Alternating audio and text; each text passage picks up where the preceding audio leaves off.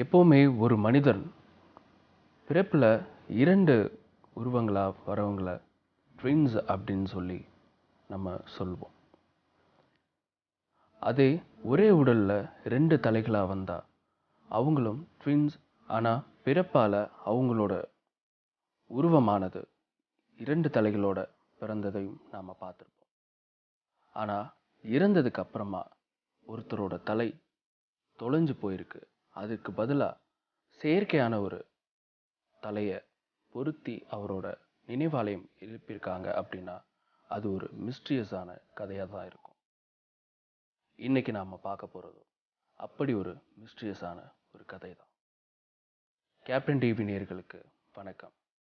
இது ஒரு கதை சொல்லட்டா?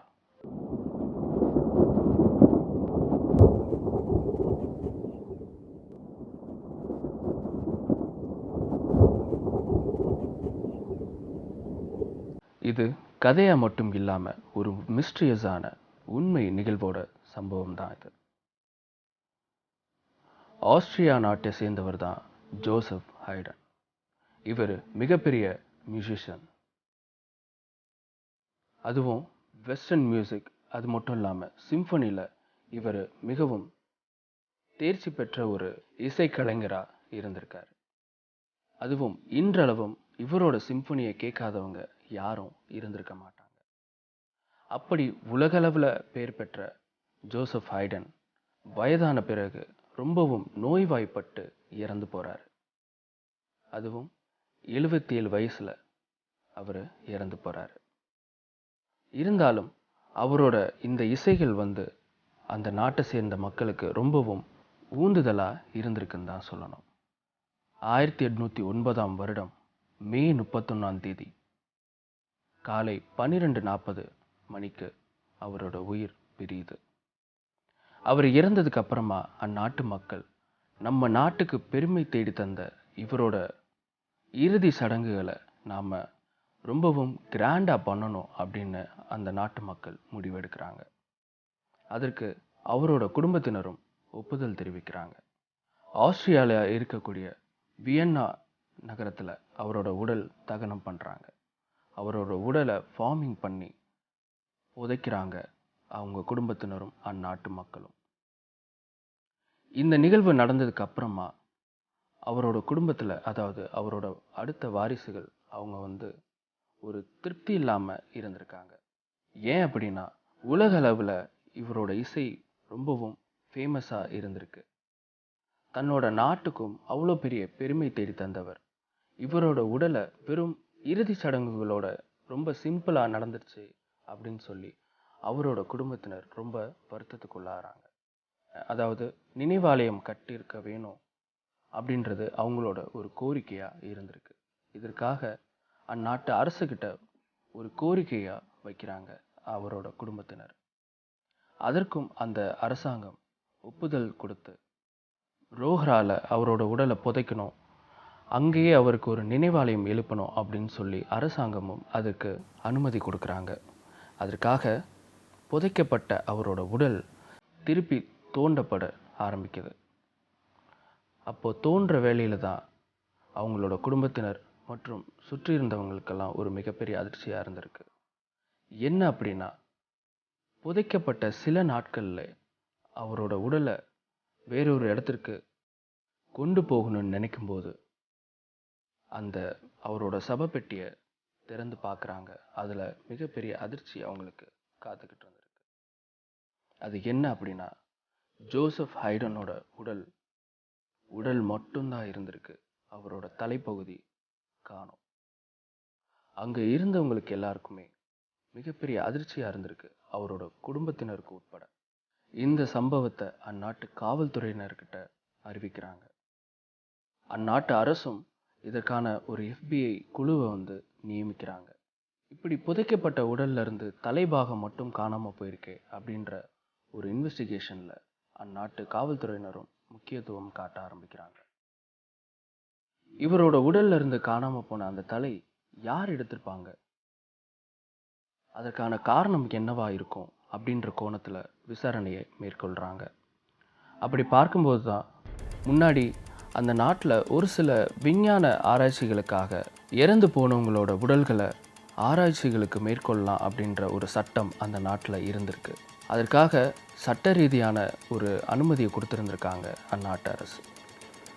என்ன அப்படின்னா, இறந்து போனவங்களோட உடலை எடுத்துக்கொண்டு போய் அவங்களோட மருத்துவ விஞ்ஞானத்துக்கும் அது மட்டும் இல்லாமல் ஆராய்ச்சிகளை மேற்கொள்ளலாம் அப்படின்றது தான் அது. ஆனால் இந்த சட்டத்தை 1802 அந்நாட்டு அரசு தடை செஞ்சுட்டாங்க. இவர் இறந்து போனது 1809. அப்போது இந்த சட்டம் 1802 பிறப்பிக்கப்பட்டது. இருந்தாலும் இந்த மாதிரியான நிகழ்வுகள் அந்நாட்டில் நடந்துக்கிட்டு தான் இருந்திருக்கு. அது ஏன் அப்படின்னா, மருத்துவ ஆராய்ச்சிகளுக்கு மட்டும் இல்லாமல் மாந்திரிகம் மந்திரங்களுக்கெல்லாம் இந்த மாதிரி இறந்து போனவங்களோட உடல்களில் இருந்து உடல்களையோ இல்லை அவங்களோட தலைகளையோ எடுத்து மாந்திரிகம் பண்ணுறத வச்சுருக்காங்க. அப்படி ஒரு கோணத்தில் அவங்க விசாரிக்கும் போது அப்படி ஒரு மாந்திரிகர் மேலே அவங்களுக்கு ஒரு சந்தேகம் ஏற்படுது. அவர் தான் ஜோசப் ஜி. இவர் ஒரு மிகப்பெரிய மாந்திரிகர். ஒருவேளை இவர் தான் இதை செஞ்சுருக்கணும் அப்படின்னு சொல்லி அவங்களுக்கு ஒரு சந்தேகம் வருது. இருந்தாலும் இதற்கான நடவடிக்கையில் நம்ம மும்முரமாக இறங்கணும் அப்படின்னு சொல்லி அவங்க FBI மூலியமாக இந்த விசாரணையை இன்னும் கொஞ்சம் துரிதப்படுத்துகிறாங்க. அப்படி அவங்க பார்க்கும்போது தான் அந்த காலகட்டத்தில் ஆஸ்திரியா நாடு போர்ச்சுகலோட கண்ட்ரோலில் இருந்திருக்கு. அது மட்டும் இல்லாமல் நேபாளியா படையினர் அந்த நாட்டை சூழ்ந்தும் இருந்திருக்காங்க. இது எல்லாமே ஒரு பக்கம் இருந்தாலும் இந்த விசாரணையை தொடர்ந்து மேற்கொண்டுட்டே வந்திருக்காங்க. அப்படி அவங்க நடத்தும்போது தான் அவங்களுக்கு ஒரு துப்பு கிடைக்குது. அது என்ன அப்படின்னா, ஜோசப் ஹைடனோட ரொம்பவும் நெருங்கிய நபர்களான பீட்டர் மற்றும் ரோஃபன் மேலே சந்தேகம் மேற்கொள்கிறாங்க. இருந்தாலும் அவங்கக்கிட்ட இருந்தும் எந்த ஒரு தகவலும் அவங்களோட விசாரணையில் அவங்களுக்கு கிடைக்க வரல. இவரோட உடலும் அடக்கம் பண்ணாமல் இந்த கேஸுக்காக ஃபார்மிங் பண்ணி அப்படியே வச்சுருக்காங்க. அதுக்கப்புறம் ஒரு சில நாட்கள் கழித்து ஒரு மெடிக்கல் காலேஜ் உடல் ஆராய்ச்சிகளை மேற்கொள்கிற ஒருத்தர்கிட்ட இருந்து ஒரு தகவல் கிடைக்குது.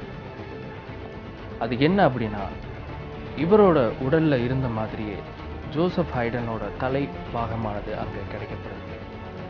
இருந்தாலும் அதற்கான ஆராய்ச்சிகளை மேற்கொள்ள முடியல. ஏன் அப்படின்னா, அந்த காலகட்டத்தில் விஞ்ஞான வளர்ச்சியும் அந்த அளவு கிடையாது. அதே மாதிரி அதோட டெக்னீஷியன்ஸ் அப்படின்னு சொல்லக்கூடிய அந்த ஒரு விஷயமும் பெரும் விஞ்ஞான வளர்ச்சி இல்லாத காலகட்டமாக இருந்ததுனால அதுவும் ஒரு பெண்டிங் டவுட் லிஸ்டில் வச்சுருந்துருக்காங்க. இப்படி பல முயற்சிகளை மேற்கொண்டு ஒரு செயற்கையான தலையை அவரோட உடலில் பொருத்துறாங்க அவருடைய குடும்பத்தினர். ஆனால் ஒரு பக்கம் விசாரணை உண்மையான இவரோட தலை எங்கே தான் காணாமல் போயிருக்கோம் அப்படின்ற ஒரு விசாரணையை தொடர்ந்து அந்நாட்டு அரசு மேற்கொண்டுட்டு வந்திருக்காங்க. இப்படி பல வருடங்கள் கழித்து அவங்களோட இளவரசரான பால் ஹெஸ்டரைசிக் மூலியமாக தான் அவரோட உண்மையான தலை பாகம் கிடைக்கப்படுது. அதை எடுத்து அவரோட மெமோரியலுக்கு போகிறாங்க. அங்கே போயிட்டு அவருக்கு செயற்கையாக பொருத்தப்பட்ட அந்த தலையை எடுத்துட்டு இந்த தலையை பொருத்த பார்க்குறாங்க. ஆனால் ஒரு பக்கம் அவங்களுக்கு மன உளைச்சலாக இருந்திருக்கு. அதற்கான காரணம் என்ன அப்படின்னா, ஏன்னா பல வருடங்களாக இவரோட தலைபாகம் இல்லைன்னு சொல்லி ஒரு செயற்கையாக உருவாக்கப்பட்ட ஒரு தலையை வச்சு மெமோரியலாக பாதுகாத்துட்டு வந்திருக்காங்க.